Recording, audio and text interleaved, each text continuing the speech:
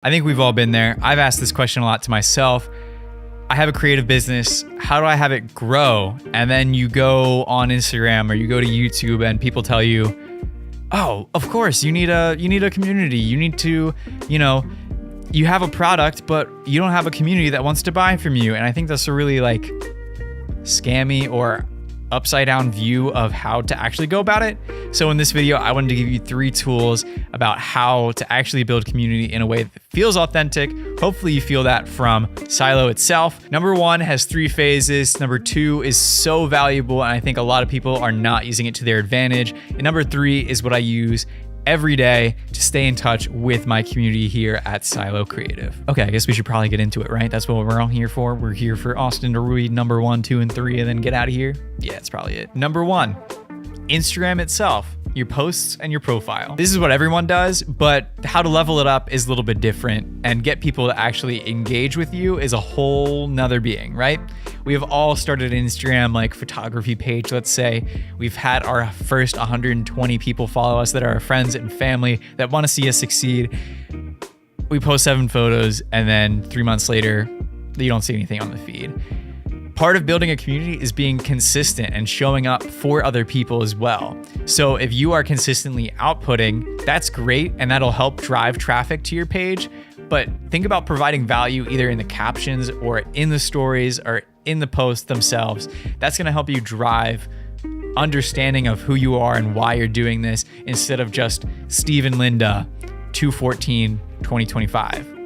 That's great and all, but where does that show any value to anyone else other than a double tap and move on? It's great to offer something to other people, but it's how you do it and how you frame it that matters. So even your profile has to indicate why people should follow you. Is that providing amazing storytelling, or is that showing you how to knit, or is that I'm gonna show you pretty photos and how I did it and these are the settings? All of those things will actually help bring community to you because people are interested in that kind of stuff. Layer 2 is comments and stories. And what we're talking about here is actually engaging on other people's posts. And I've said this before, but if you engage with 10 people for 1 month and just keep commenting on their posts, lifting them up, they're gonna wonder why you're doing this, right? And they're gonna follow you back at the very least, if not be commenting back super awesome stuff. And now you might have them commenting on your stuff by the end of the month.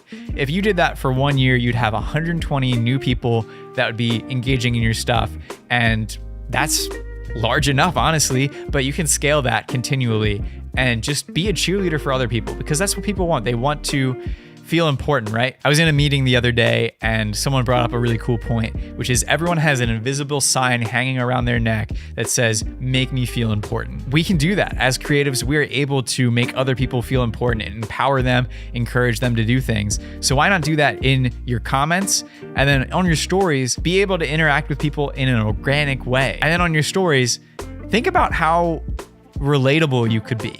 And I mean, this is thinking about the psychology of it, but if you're having a bad day and your Lightroom crashed or something, I don't know, post that to your stories, and I think people will be like, man, that stings, blah, blah, blah, whatever. It's not engagement farming if it's actually happening to you, right? And so thinking through other ways people can connect with you, right?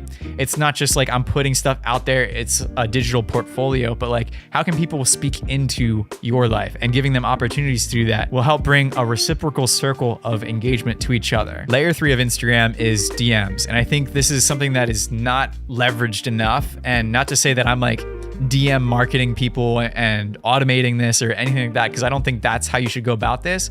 But instead of even just commenting on people's stories, connect with them in the DMs. Let's take this into the dating realm, right? If you are swiping up on people's stories every once in a while, give them a little fire and stuff like that, that's cool. But if you never make a move, then you might not be able to get with that person in the future, right? So think about that in the business context of yeah, you can be the cheerleader, be the best friend of someone for the next month or whatever.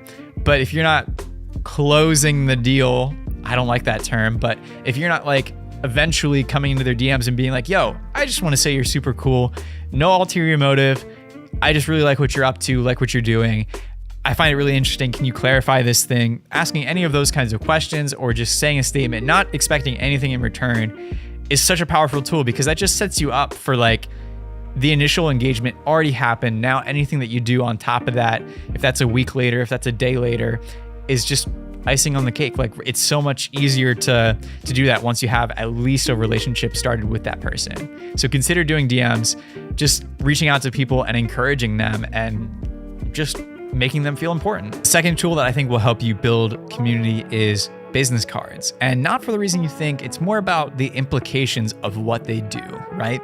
So you can get business cards done pretty cheaply nowadays. I do it through moo.com, which is a funny name for a website, but that's where I get all my business cards through, and I design them myself. So it might be a little bit harder for you to get one designed potentially, but I can guarantee you can find a place on Canva that might have a template. But the implication of business cards is that you intend to go somewhere to see someone and hand them out, right? And so this is all about going to networking events that are already set up.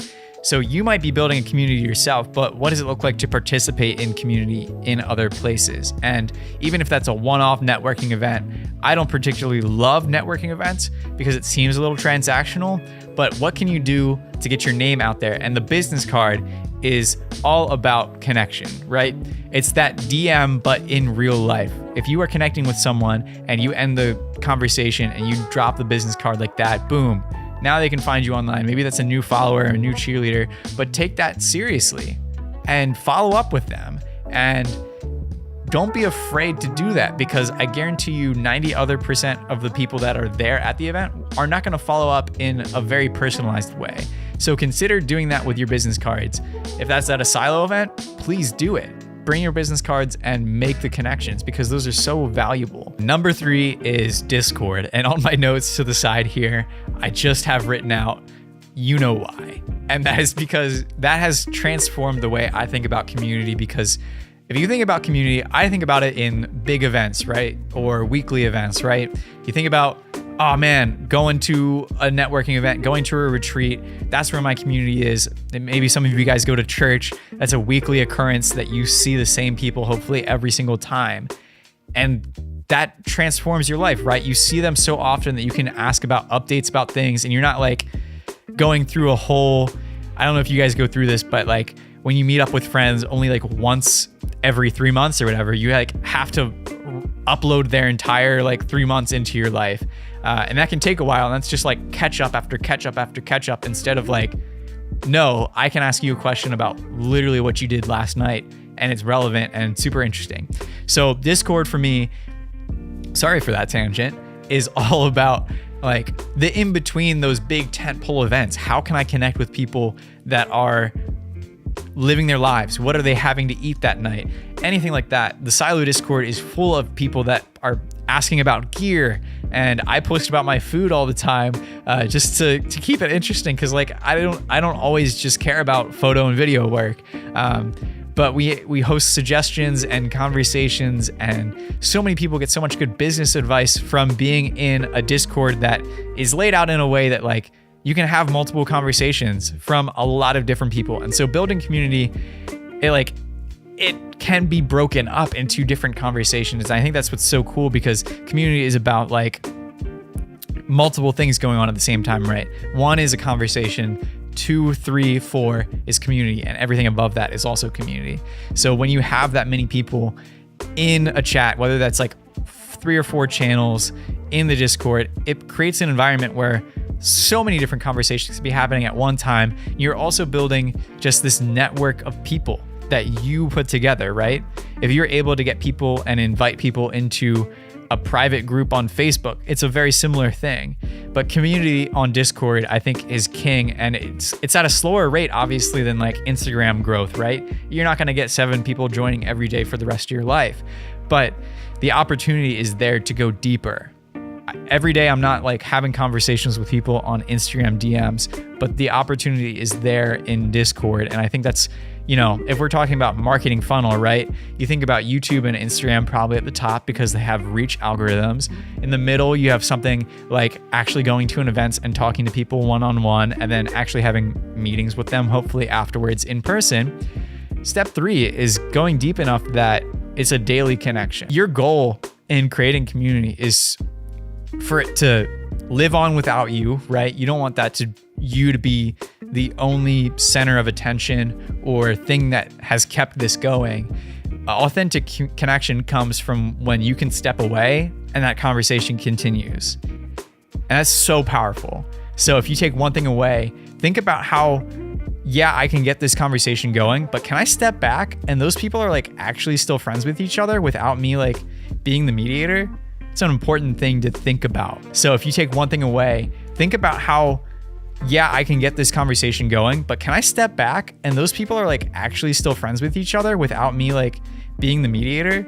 It's an important thing to think about when you go into this. So there we go. We got 3 tools that you can use to help build community, both in your creative field, but also in your life. Because I think that's important too.